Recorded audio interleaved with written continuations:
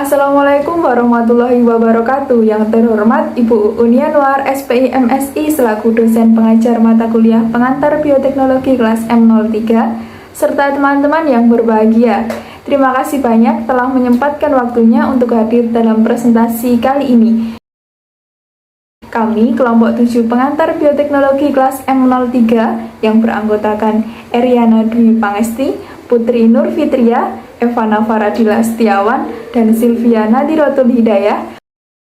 Pada kesempatan kali ini kami akan membahas mengenai vektor cloning.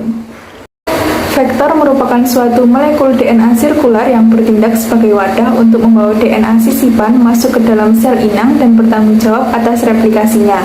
Berdasarkan fungsinya, vektor dapat dibagi menjadi dua, yaitu vektor cloning dan vektor ekspresi. Vektor cloning hanya berfungsi untuk memperbanyak fragmen DNA yang disisipkan, sehingga fragmen DNA tersebut hanya direplikasi, tidak ditranskripsi. Biasanya, vektor ini digunakan untuk tujuan sequencing atau untuk perbanyakan DNA yang nantinya akan disisipkan ke vektor ekspresi. Sementara vektor ekspresi digunakan untuk memproduksi protein dan gen yang diklon. Syarat suatu vektor adalah 1. Mampu memasuki sel inang. Yang kedua, bereplikasi sendiri atau memiliki ori. Yang ketiga, menghasilkan jumlah kopi yang banyak. Dan yang keempat, mempunyai ukuran yang relatif kecil atau kurang dari 10 kb. Molekul DNA yang memenuhi persyaratan tersebut adalah plasmid dan kromosom virus, terutama bakteriofag. Yang pertama, kita akan membahas tentang plasmid. Plasmid merupakan molekul DNA ekstrakromosomal yang dapat bereplikasi atau memperbanyak diri secara mandiri dan ditemukan dalam sel prokariot dan eukariot. Secara alami, plasmid terdapat pada bakteri dan beberapa organisme eukariot seperti Saccharomyces cerevisiae. Ukuran plasmid bervariasi antara 1 kb sampai 200 kb. Dalam penelitian rekayasa genetika, plasmid digunakan sebagai kendaraan molekuler untuk memasukkan gen dari luar ke dalam sel inang. Plasmid mempunyai 3 komponen penting, yaitu yang pertama, origin of replication atau ORI, sehingga plasmid dapat bereplikasi secara mandiri. Yang kedua, mempunyai daerah unik sebagai situs pemotongan enzim endonuklease yang biasa disebut sebagai multiple cloning site atau MCS. Yang ketiga, membawa penanda seleksi, biasanya resisten terhadap antibiotika, untuk membedakan antara sel inang yang mengandung plasmid atau tidak. Klasifikasi plasmid berdasarkan karakteristik gen yang dikodenya terdapat 5 jenis plasmid. Yang pertama, plasmid fertilisasi atau F, membawa gen tra sehingga plasmid dapat berpindah secara konjugasi. Contohnya pada plasmid F pada E. coli. Yang kedua, plasmid resisten atau R, membawa gen resistensi terhadap antibiotika. Contohnya, resistensi terhadap kloramfenikol, ampicillin, dan zeosin. Yang ketiga, plasmid col, mempunyai gen pengkode protein kolisin, protein yang dapat membunuh bakteri lain. Contohnya, col E1 pada E. coli. Yang keempat, plasmid degradatif, memungkinkan sel inang memetabolisme senyawa yang tidak umum, seperti toluena dan asam salisilat. Contohnya, tol pada Pseudomonas putida. Yang kelima, plasmid virulensi, memungkinkan sel inang dapat menginfeksi organisme lain. Contohnya, plasmid T pada Agrobacterium tumefaciens. Agar dapat digunakan sebagai vektor cloning, plasmid harus memenuhi syarat-syarat sebagai berikut. 1. Mempunyai ukuran relatif kecil bila dibandingkan dengan pori dinding sel inang, sehingga dapat dengan mudah melintasinya. Yang kedua, mempunyai sekurang-kurangnya 2 gen marker yang dapat menandai masuk tidaknya plasmid ke dalam sel inang. Yang ketiga, mempunyai tempat pengenalan restriksi sekurang-kurangnya di dalam salah satu marker yang dapat digunakan sebagai tempat penyisipan fragmen DNA. Dan yang keempat, mempunyai titik awal replikasi atau ORI sehingga dapat melakukan replikasi di dalam sel. Plasmid yang pertama kali dikonstruksi adalah plasmid PBr322 pada tahun 1974 dan merupakan salah satu plasmid yang pertama kali digunakan dalam rekayasa genetika. Sistem penanaman plasmid menggunakan huruf dan angka. Sebagai contoh, PBr322. P merupakan plasmid, BR merupakan nama orang yang pertama kali mengonstruksi plasmid, yaitu Bolivar dan Rodriguez, dan 322 merupakan nomor identitas spesifik dari plasmid. Urutan bahasa lengkapnya telah ditentukan sehingga baik tempat marker maupun pengenalan restriksinya juga telah diketahui. Tetapi, tempat pengenalan EcoR1, salah satu enzim restriksi yang sangat umum digunakan, terletak di luar marker. Oleh karena itu, salah satu marker akan menjadi tempat penyisipan fragmen DNA asing, maka EcoR1 tidak dapat digunakan untuk memotong PBR322 di tempat penyisipan tersebut. Namun, saat ini telah dikonstruksi derivat-derivat PBR322 yang mempunyai tempat pengenalan EcoR1 di dalam marker, misalnya plasmid PBR324 dan PBR325 yang masing-masing mempunyai tempat pengenalan EcoR1 di dalam gen struktural kolisin dan di dalam gen resisten chloramphenicol. Sejak ditemukannya plasmid, telah banyak metode dikembangkan untuk mengisolasi plasmid. Metode isolasi plasmid yang tepat sangat penting untuk mendapatkan plasmid dengan konsentrasi dan kemurnian yang tinggi. Keberhasilan polimerase chain reaction atau PCR, penentuan urutan DNA atau sequence, dan cloning gen sangat ditentukan oleh konsentrasi dan kemurnian plasmid.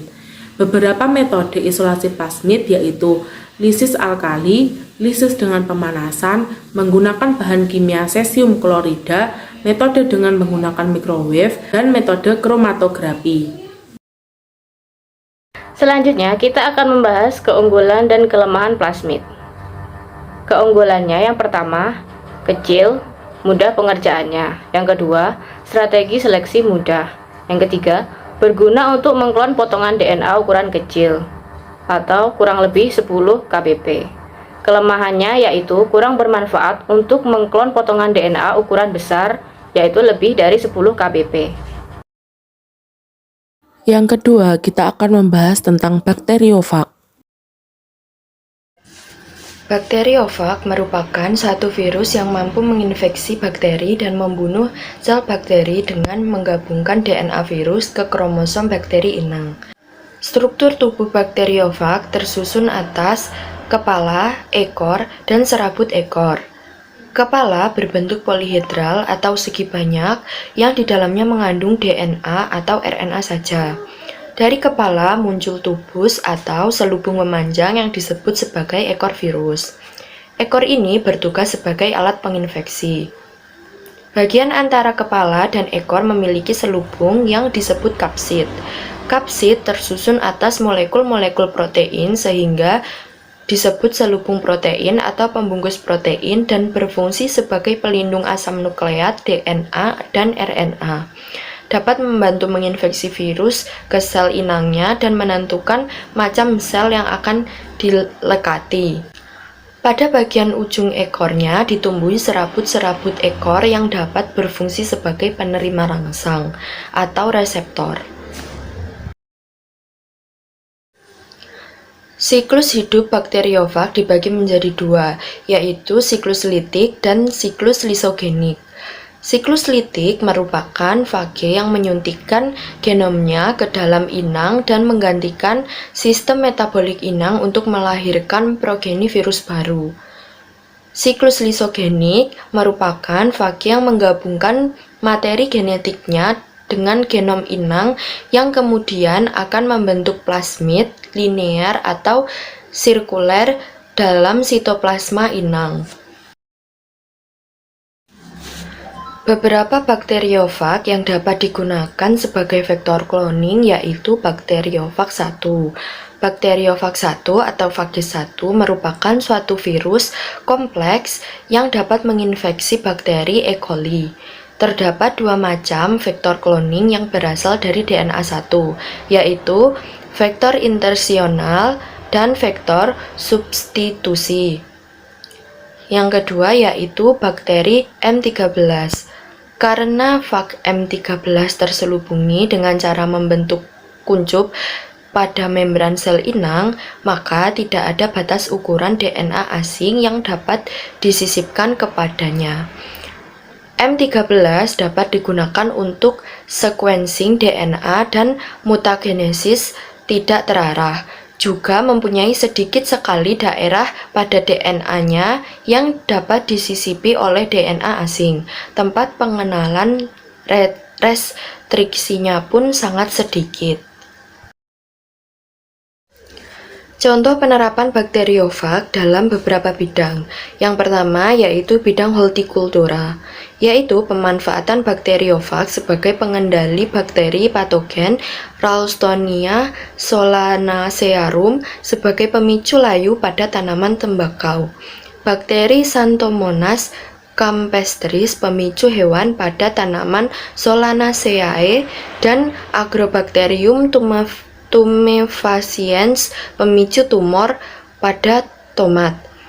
Yang kedua yaitu dalam bidang medis, yaitu bakterifage dimanfaatkan untuk menangani infeksi bakteri. Keunggulan dan kelemahan bakteriofag. Keunggulannya yang pertama, dapat mengklon DNA berukuran besar, yaitu 10-23 kbp. Yang kedua, seleksi berdasarkan ukuran. Tidak beracun terhadap tubuh manusia, binatang, tanaman, dan lingkungan, serta bisa membunuh bakteri yang resisten atau kebal terhadap antibiotik. Di sisi lain, tentu ada pertimbangan pula mengapa hingga kini bakteriofag belum terlalu umum digunakan, sebab perlu lebih banyak lagi penelitian untuk membuktikan seberapa efektif cara kerjanya. Kelemahannya, yang pertama, lebih sulit pengerjaannya, dan M13 hanya mempunyai sedikit sekali daerah pada DNA-nya yang dapat disisipi oleh DNA asing. Sulit disiapkan agar bisa dikonsumsi manusia atau hewan. Bisa memicu sistem imun bereaksi berlebih, serta cukup sulit menemukan bakteriofag yang sama untuk mengobati sebuah infeksi. Yang selanjutnya kita akan membahas tentang kosmit. Kosmit merupakan vektor yang dikonstruksi dengan menggabungkan kos dari DNA 1 dengan plasmid. Kemampuannya untuk membawa fragmen DNA sepanjang 32 hingga 47 kb menjadikan kosmit lebih menguntungkan daripada vek 1 dan plasmid. Keunggulan dan kelemahan kosmit. Keunggulannya yang pertama, bermanfaat untuk mengklon potongan DNA berukuran sangat besar atau 32-47 kbp. Yang kedua, seleksi berdasarkan ukuran. Yang ketiga, pengerjaan seperti plasmid. Kelemahannya hanya tidak terlalu mudah untuk mengerjakan plasmid dengan ukuran sangat besar atau kurang dari 50 kbp. Selain itu, kosmit sering mengandung khimera. Khimera merupakan simptoma pada makhluk hidup yang memiliki 2 atau lebih populasi sel yang berasal dari fenotipe genetik yang berbeda. Disebabkan oleh artefak ligasi atau disebut juga dengan co-cloning, delesi, serta bisa diakibatkan oleh adanya rekombinasi. Berikut adalah referensi yang kami gunakan. Dan ini adalah poster yang sudah kami buat.